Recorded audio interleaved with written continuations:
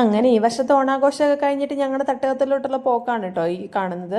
പിന്നെ ചതയത്തിൻ്റെ അന്നാണ് ഇറങ്ങിയത്. ഉച്ച കഴിഞ്ഞിട്ട് ഇറങ്ങണമെന്ന് വിചാരിച്ചിട്ട് 6 മണിയായപ്പോഴാണ് ഞങ്ങൾ വീട്ടിൽ നിന്ന് ഇറങ്ങുന്നത്. ആ സമയത്താണെങ്കിൽ ചതയ ദിനത്തിൻ്റെ ഘോഷയാത്രയും സംഭവങ്ങളൊക്കെ നടക്കുന്നുണ്ട്. മോളാണെങ്കിൽ നല്ല ഉറക്കമായിട്ടോ, രണ്ടുപേരും നല്ല ഉറക്കമായി.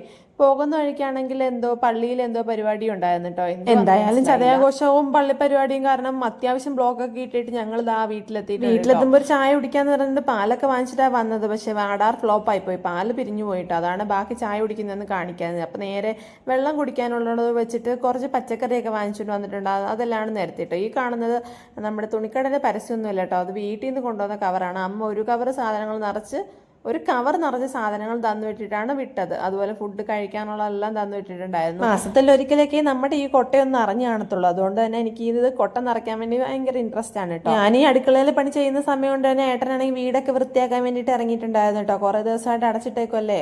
അമ്മ കുറച്ച് നാരങ്ങ സംഭവങ്ങളൊക്കെ തന്നിട്ടുണ്ടായിരുന്നു, അതൊക്കെ ഞാൻ എടുത്തു വെച്ചിട്ടുണ്ട്. ഇനി ഇതിപ്പോൾ ചോറ് തന്നു വിട്ടതാണ് കേട്ടോ, ഒരു വലിയൊരു പൊതിയും പിന്നെ അതുപോലെ കറിയെല്ലാം തന്നു വിട്ടിട്ടുണ്ടായിരുന്നു. അപ്പോൾ അമ്മ പരിപ്പ് തന്നിട്ടിട്ട് പ്രത്യേകം പറഞ്ഞു കേട്ടോ, വീട്ടിൽ ചെല്ലുമ്പോഴേ അത് നല്ലപോലെ തിളപ്പിച്ച് വെക്കണം, അല്ലെങ്കിൽ ചിലപ്പം പണി കിട്ടാൻ സാധ്യതയുണ്ടെന്ന്. അതുകൊണ്ട് തന്നെ ഞാൻ എളുപ്പം തിളപ്പിക്കാൻ വേണ്ടി വെച്ചിട്ടുണ്ട്. പിന്നെ അതുപോലെ അമ്മ കുറച്ച് തൈര് തന്നിട്ടുണ്ടായിരുന്നു കേട്ടോ. അപ്പോൾ അതും എന്നോട് പറഞ്ഞു അതുപോലെ പുളിയുള്ള തൈരാണ്, അതുകൊണ്ട് ചെല്ലുമ്പോൾ തന്നെ വെക്കണം എന്ന് പറഞ്ഞിട്ടോ, ഇവിടെ ഫ്രിഡ്ജില്ലാത്ത. അപ്പോൾ ഞാൻ കരുതി എന്തായാലും നാളെ ഏട്ടന് ഓഫീസിൽ പോകണം, അതുകൊണ്ട് തന്നെ ഒരു തട്ടിക്കൂട്ട് മോര് കറി അങ്ങ് വെക്കാമെന്ന് കരുതിട്ടോ.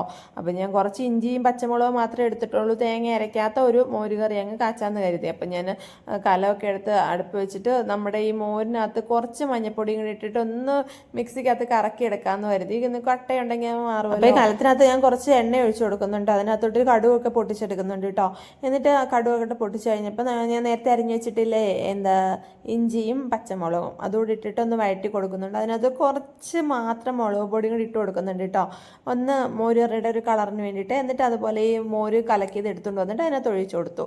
പിന്നെ ആവശ്യത്തിനുള്ള ഉപ്പൂടെ ഒഴിച്ചു. നമ്മുടെ മോര് കറി, സിമ്പിൾ മോര് കറി റെഡി ആയിട്ടുണ്ട്. അപ്പോൾ എനിക്ക് പരിപ്പ് ഇൻട്രസ്റ്റ് ഇല്ലാത്തതുകൊണ്ടാണ് കേട്ടോ ഞാനിപ്പം പെട്ടെന്ന് തന്നെ വെച്ച് ചോറ് വയ്ക്കുന്നതിന് മുമ്പ് തന്നെ വെക്കാമെന്ന് കരുതിയത്. അപ്പോൾ അത് സെറ്റാക്കി. ഇതാണെങ്കിൽ ചോറിനുള്ള വെള്ളമാണ് കേട്ടോ, നാളത്തേനുള്ള ചോറിനുള്ള വെള്ളമാണ് ഇപ്പം വെക്കുന്നത്. ഇതിപ്പം ഞാൻ ചോറ് അരിയിട്ടിട്ട് റൈസ് കുക്കറിനകത്തോട്ടങ്ങി ഇറക്കി വെച്ച് കഴിഞ്ഞാൽ നാളെ അത് വേവുമല്ലോ.